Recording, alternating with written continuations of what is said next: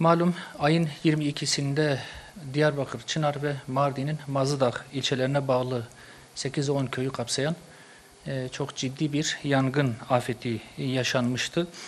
Bu faciada 15-16 dolayında vatandaşımız malum vefat etmişti. 30-40 tane vatandaşımız da yaralanmış ve maddi anlamda da çok ağır bir zarar, ziyan ortaya çıkmıştı.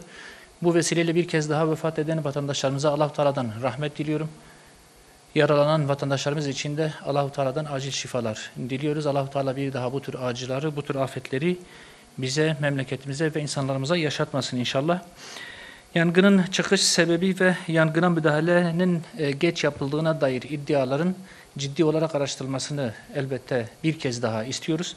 Çünkü malum bu konuda ciddi iddialar var. Yangına geç müdahale edildiği ve geç söndürüldüğü için de zararın, afetin çok daha ciddi bir boyutlara çıktığı konuşuldu, iddia edildi. Bu iddiaların ciddi bir şekilde araştırılmasını talep ediyoruz. Bununla birlikte yangında etkilenen bölge için acil bir şekilde oranın afet bölgesi olarak ilan edilmesini talep ediyoruz. Bu konuyla alakalı da biz bugün itibarıyla bir kanun teklifi verdik meclise. Bu bölgenin afet alanı, afet bölgesi olarak ilan edilmesi, vatandaşın zararının, ziyanının devlet tarafından tazmin edilmesi ve mağduriyetin giderilmesi talep edilmektedir bu kanun tasarımızda. Bu sosyal devlet olmanın da bir gereği ve vatandaşımızın bu tür afetler noktasında devletine, milletine güveninin tazelenmesi ve gözünün arkada kalmaması için de çok zorunlu bir düzenleme, ivedilikle bu kararın alınması lazım. Yine bu yangın vesilesiyle çok konuşulan konulardan bir tanesi elektrik dağıtım şirketleri. Malum 15-16 vatandaşımızın vefat ettiği bu yangınla ilgili olarak hazırlanan bilirkişi raporunda yangının DEDAŞ yani Dicle Elektrik Dağıtım AŞ'nin sorumluluğunda bulunan bir trafoda meydana gelen arıza, tellerin çarpışması ve ortaya çıkan kıvılcımlar nedeniyle çıktığı ifade edildi. Ancak şirketten yapılan açıklamada yangının elektrik direklerinden kaynaklı olmadığı, anız yakılması suretiyle ortaya çıktığını iddia etti. DEDAŞ'ın ciddi anlamda sorumluluktan kaçtığı görülmektedir.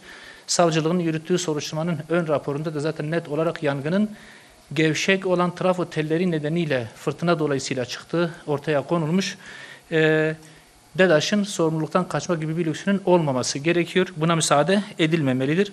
Kamera görüntüleri ve görgü tanıklarının da ortaya koyduğu bir durum söz konusu. Bölgede meydana gelen birçok yangının bu gevşek tellerden dolayı ortaya çıktığı net olarak ortadadır. En son yine Derik'te ortaya çıkan bir yangından net olarak kameralarda ortaya çıkıyor.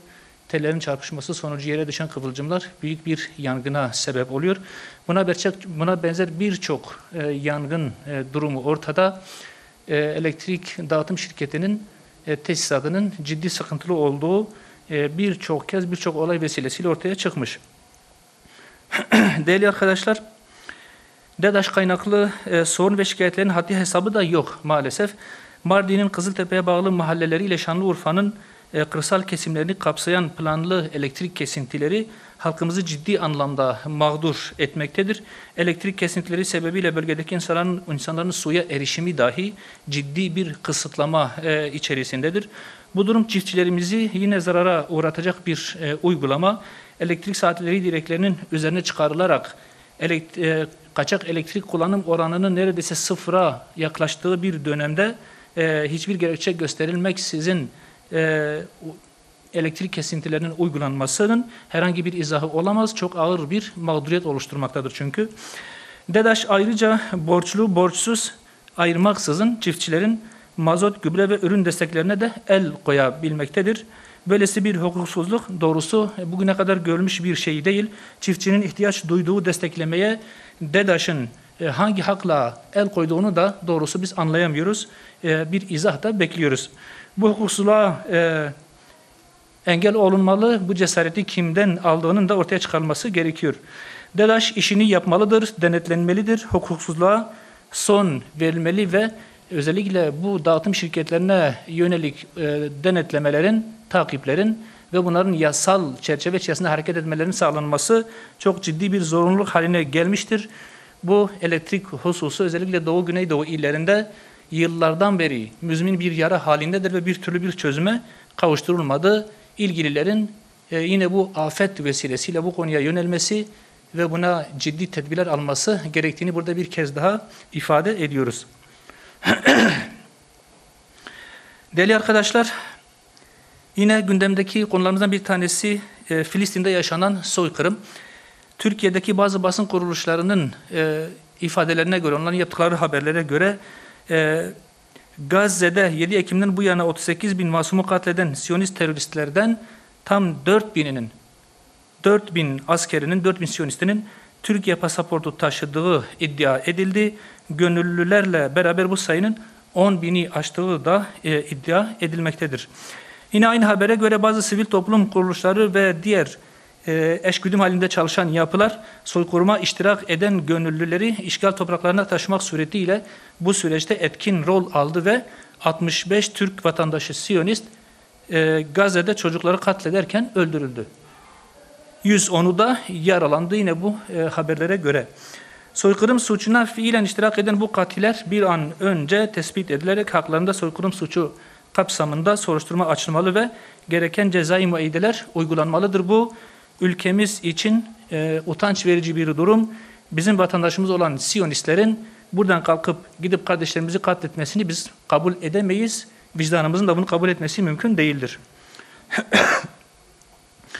Bu bağlamda zaten bildiğiniz gibi Hüdapar olarak verdiğimiz ve önümüzdeki günlerde meclise gelecek olan kanun teklifinde soykırım ve insanlığa karşı suç işleyen yabancıların yargılanması konusunda Adalet Bakanlığı'nın yanı sıra meclise de yetki verilmesi, Türkiye Cumhuriyeti vatandaşı olduğu halde soykırım suçuna ortak olanların yargılanıp cezalandırılması ve yargıdan kaçanların vatandaşlıktan çıkarılarak mal varlıklarına el konulması yer almaktadır.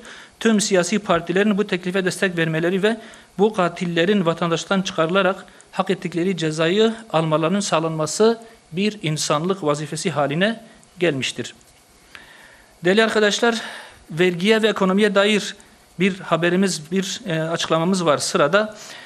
Vergi sistemiyle alakalı bir tartışma söz konusu. Bazı vergilerin artırılacağı ifade edildiği Maliye Bakanlığı kaynaklarından enflasyonla mücadelede gelir artırıcı önlemler kapsamında yeni vergi düzenlemeleri tartışmalarının ciddi bir şekilde yapıldığı bir dönemdeyiz.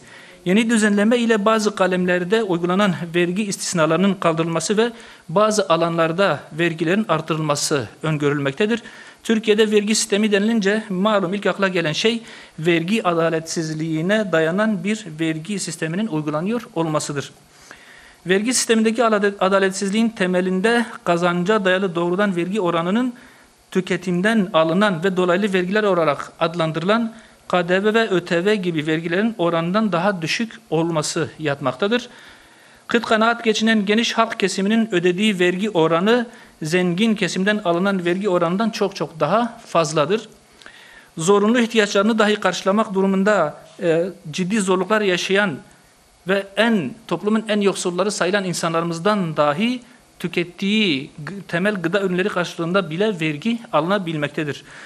TÜİK'e göre Türkiye'de nüfusun en zengin %20'lik grubunun toplam gelirden aldığı pay 2023 yılında %49.8'e çıkarken nüfusun en yoksul %20'lik grubunun toplam gelirden aldığı pay ise %5.9 ile sınırlı kalmıştır. Öncelikle vergi adaletsizliği denen bu ucube sisteme neşter atılmalı. Biz parti olarak böyle düşünüyoruz. Kazanca dayalı vergi sistemine ağırlık verilmelidir. Şayet vergi tabana yayma adı altında yeni vergiler ihdas edilecekse, yeni vergilerin muhatabı yoksullar değil, toplam gelirin yarısını alan %20'lik üst gelir grubu olmalıdır. Bu vergi adaletsizliğinin önüne geçmek ancak bu şekilde olur.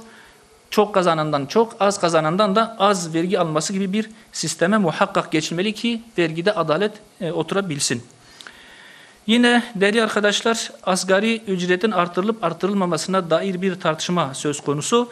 Yıllık enflasyonun %65 civarında seyrettiği şu ortamda düşen alım gücü bu yılın ikinci yarısı için asgari ücretlilerde haklı olarak bir ücret artışı beklentisi oluşturdu. Ancak hükümet yetkililerinin açıklamaları enflasyonla mücadeleyi olumsuz etkileyeceği düşüncesiyle asgari ücretlilerin artış taleplerinin sonuçsuz kalacağını gösteriyor.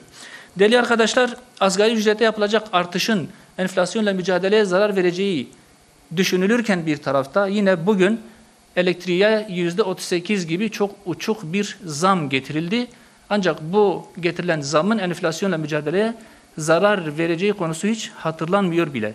Oysa elektrik zamları otomatik bir şekilde üretim ve tüketim sektörlerinin tamamında periyodik zamlara ve hayat pahalılığına neden olmaktadır. Bu bile başlı başına zaten enflasyonla mücadeleyi sabote eden bir uygulamadır. Bu uygulamayı şiddetle kınıyoruz.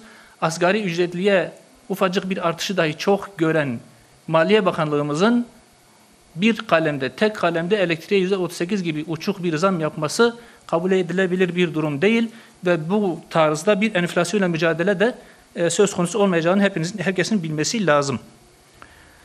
Değerli arkadaşlar, asgari ücret artışı maliyet artışlarına yol açsa da gelirden pay almada işçi işveren arasındaki makasın her geçen gün işçi aleyhine açıldığı bu süreçte ücret artışlarının yapılmaması enflasyonist ortamda asgari ücretliyi enflasyona daha fazla ezdirmek gibi bir sonuç doğuracaktır.